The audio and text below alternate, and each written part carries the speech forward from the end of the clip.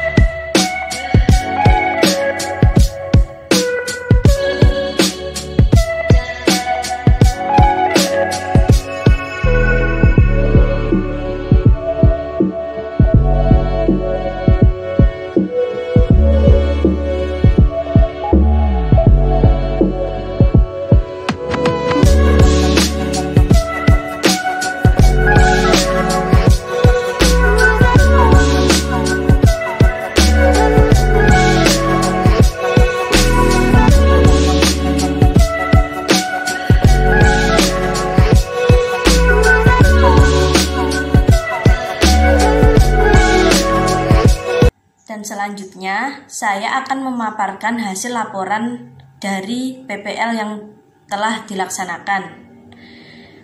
Praktik pengalaman lapangan gelombang 3 ini dilaksanakan mulai tanggal 5 Oktober sampai dengan 6 November 2020. PPL gelombang 3 ini berbeda dengan PPL-PPL yang telah dilakukan pada PPL sebelumnya.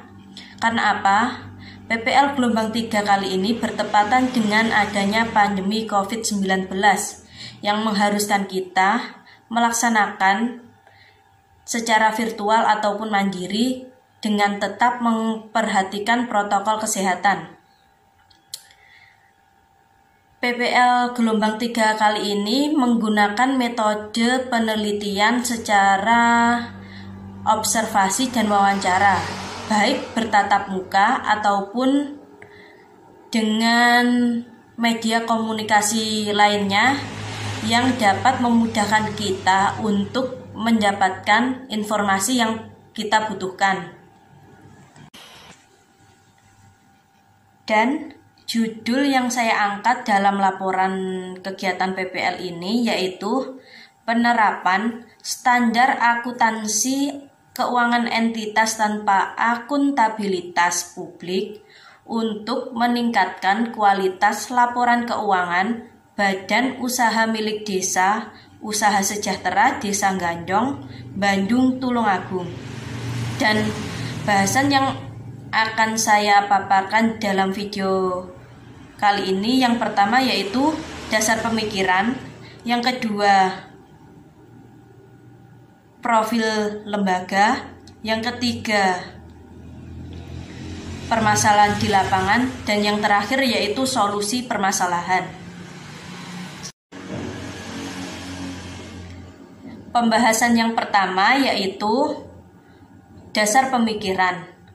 Otonomi desa merupakan kebijakan daerah yang diberikan kepada pemerintah desa untuk lebih mengoptimalkan potensi yang dimiliki sehingga dapat memaksimalkan pendapatan desa untuk pembangunan dan mensejahterakan masyarakat. Upaya peningkatan kesejahteraan dilakukan dengan mengupayakan terbangunnya sumber-sumber penghasilan asli desa atau PADES yang diantaranya berbentuk badan usaha milik desa atau sering disebut BUMDes. Menurut Undang-Undang Nomor 6 Tahun 2014 tentang desa, dinyatakan bahwa BUMDes adalah badan usaha yang seluruh atau sebagian besar modalnya dimiliki oleh desa melalui penyertaan secara langsung yang berasal dari kekayaan desa yang dipisahkan guna mengelola aset, jasa pelayanan, dan usaha lainnya untuk kesejahteraan masyarakat desa. Sejalan dengan perkembangan ekonomi yang sangat pesat, maka peranan akuntansi sebagai alat bantu untuk mengkomunikasikan informasi mengenai transaksi keuangan yang terjadi semakin penting.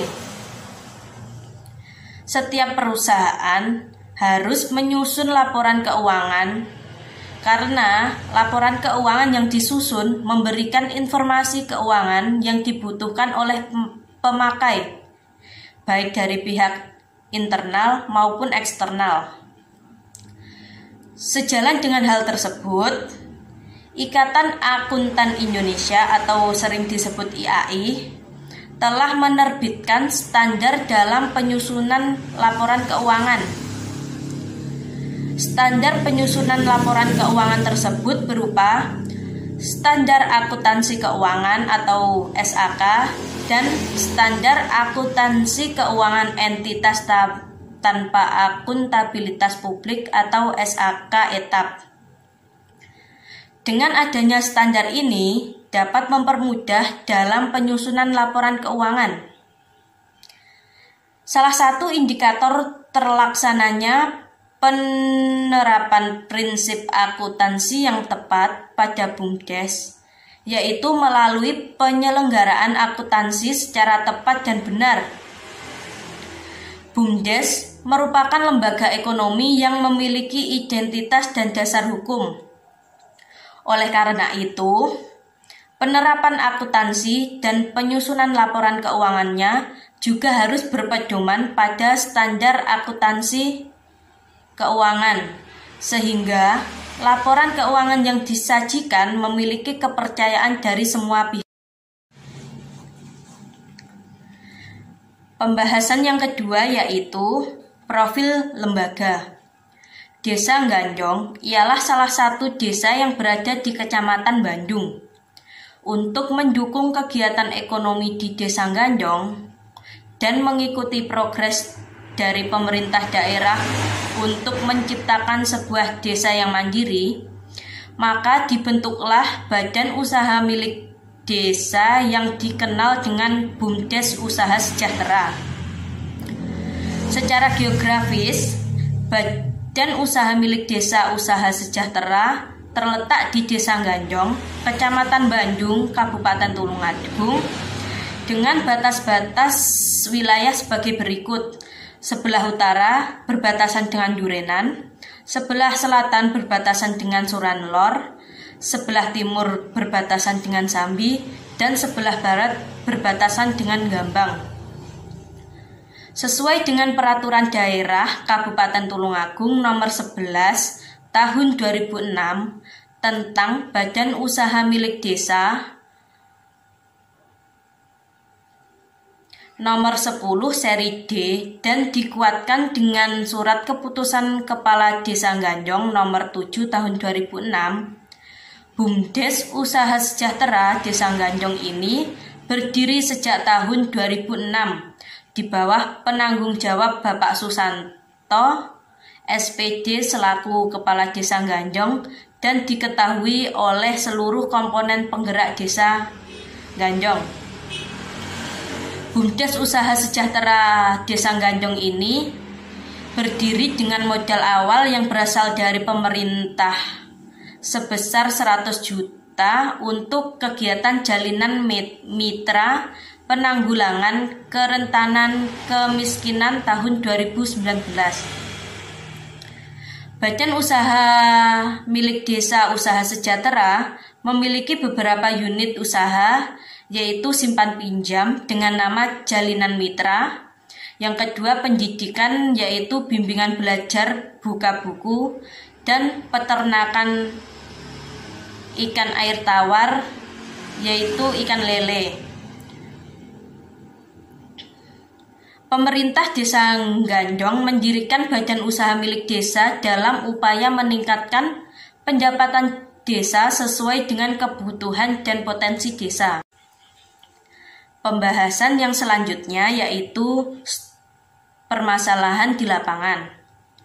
Setiap organisasi, baik besar maupun kecil, pasti tidak luput dari permasalahan. Hal yang sama pula terjadi di suatu lembaga maupun instalasi. Suatu permasalahan bisa datang dari berbagai sumber. Berdasarkan hasil wawancara saya dengan Bapak Denny Cahyono selaku ketua dan Ibu Firda selaku sekretaris sekaligus bendahara BUMDes Usaha Sejahtera terkait dengan laporan keuangan yang diterapkan pada BUMDes Usaha Sejahtera Desa Ganjong masih sangat sederhana, belum menerapkan laporan keuangan berdasarkan SAK etap. Laporan yang tersedia hanya berupa laporan neraca saja.